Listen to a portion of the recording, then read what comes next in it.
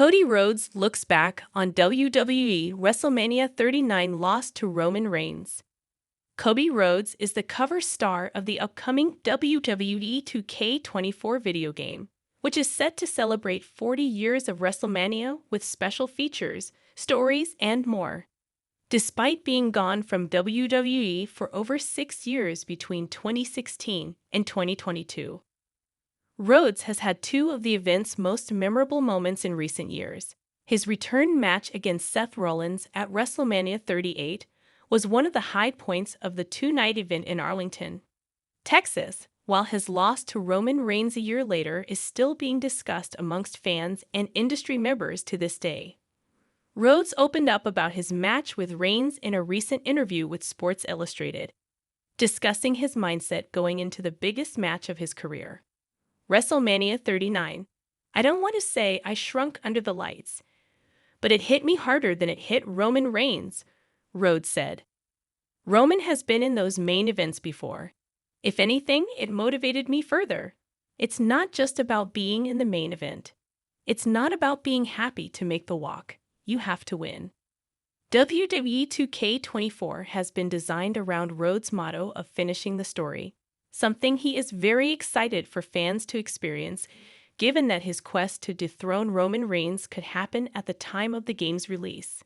"The most exciting element of finishing the story, making it into 2K24, is that it's all happening in real time," Rhodes said. "I was just in a WrestleMania 39 ring, basically replicating the saddest moment I've ever had in my career. In a wild way, it was also incredibly rewarding. I got to make the walk and main event at WrestleMania. Still, you have to win. That's the whole point. And that's what is happening in real time. Maybe you call them pay-per-views, or maybe you call them premium live events. Maybe you still order them through your cable company, or maybe you stream them through the WWE Network or Peacock. No matter what, when it comes to wrestling, chances are a large number of your favorite moments happened on them. For fans, there is nothing that can really compare to seeing a special event that has been built up for weeks or even months. WWE has been putting on PPVs since the 1980s and, as a result, has amassed a library of these shows numbering in the hundreds. We're going to list off the best of WWE's biggest nights below, but with so many to choose from, we have a couple of qualifiers. First, no NXT-branded specials, so no takeovers. Second, we are also choosing to omit WWE's ECW One Night Stand branded PPVs. We're keeping this pure with a list of PPVs that have been branded either WWF or WWE, and trust us, even just narrowing the list down to that leaves us with a treasure trove of shows to sift through. There are going to be a lot of WrestleManias on this list, and there should be. After all, it is WWE's longest-running PPV franchise, as well as their biggest show each year. And when it comes to manias, none felt bigger than WrestleMania IE. Whether you believe WWE's announced attendance of 93,173, or the smaller, reporter-disputed number range that can go as low as 78,000, the crowd at Detroit's Pontiac Silverdome was undeniably massive and looked the part. What drew the crowd? Hulk Hogan versus Andre the Giant, quite possibly the biggest WWF match of that era, and in some ways, the peak of 80s Hulkamania. From a top-to-bottom, in-ring standpoint, WWE has put on plenty of cards better than Mania II. But they may never put on another event that feels like as big of a spectacle. If you need one great match, though, Randy Savage versus Ricky Steamboat had you covered. One of the very best matches WWF put on in that decade. Fans at the time also thought they were seeing Roddy Piper's final match, but of course, that promise wasn't kept. In terms of the greatest one-person performances in WWE PPV history, the 1992 Royal Rumble doesn't have just one, it has two.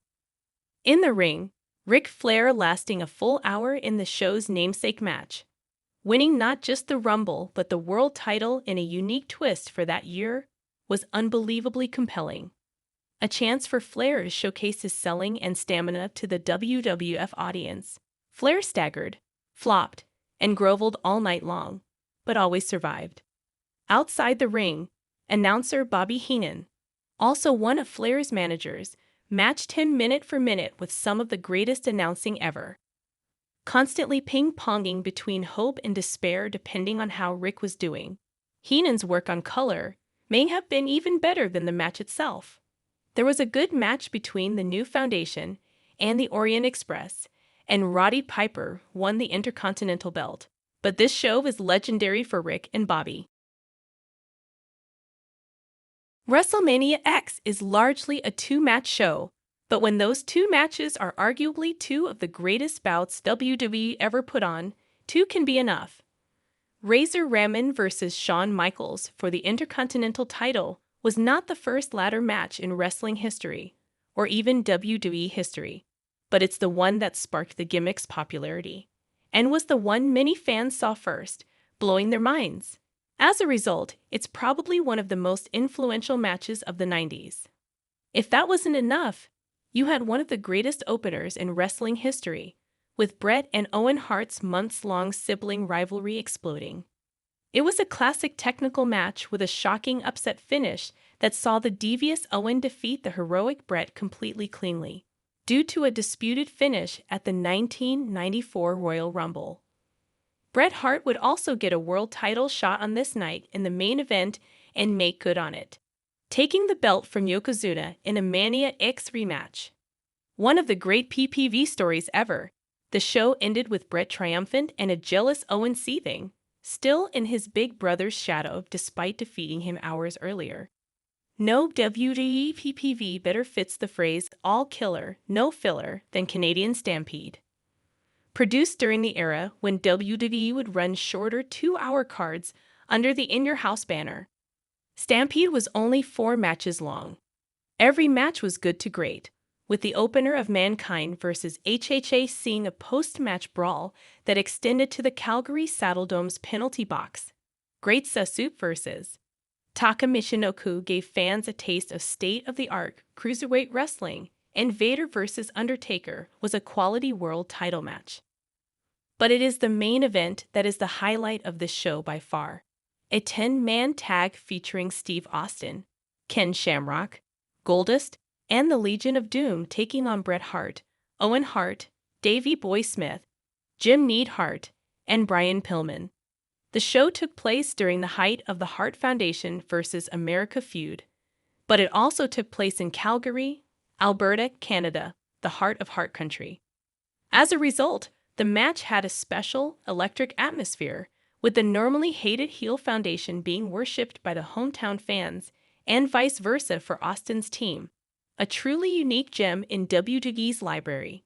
Taking place in WWE's most famous building, Madison Square Garden, the 2000 Royal Rumble offered up some beautiful violence. Taz made his WWE debut, choking out Kurt Angle in a great way to kick off the show. The Hardys and Dudleys then went to war in a brutal tables match.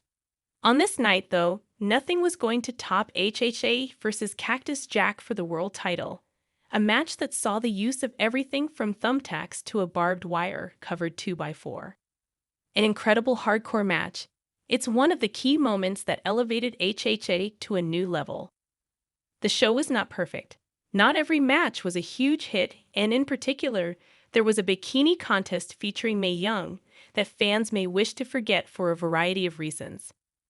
But by the end of the night, with The Rock punching his ticket to WrestleMania by winning the Rumble, you'd be hard-pressed to find many fans that wouldn't say they hadn't just seen one of the greatest Rumble PPVs in WWE history. The first half of 2000 is considered a creative high point of WWE, and this PPV kicked it off. An example of a backlash being better than the WrestleMania it followed, the 2000 edition is one of the great WWE PPVs of its era. The Rock defeated HHA for the world title in the main event, a match that many felt should have headlined Mania, rather than the 4-way we ended up seeing instead. Not just notable for the title change, the match also saw Steve Austin make his first appearance in the promotion in roughly half a year, still recovering from neck surgery. What makes this card isn't just the main event, but the quality wrestling sprinkled throughout it. Chris Benoit took on Chris Jericho in an intercontinental title match that many felt topped the IC three-way at Mania. There was a nice short sprint between Eddie Guerrero and Essa Rios. The best in-ring action on the whole show, though, was Dean Malenko versus Scotty 2 Hotty, a surprising show stealer for the WWF Light Heavyweight Championship, finishing with a great top rope DDT. It's a match that overachieved based on its card position. No more today. What are you thinking about this gossip today? Let us know in the comments, and stay tuned by subscribing to our channel to get more updates like this. Thank you.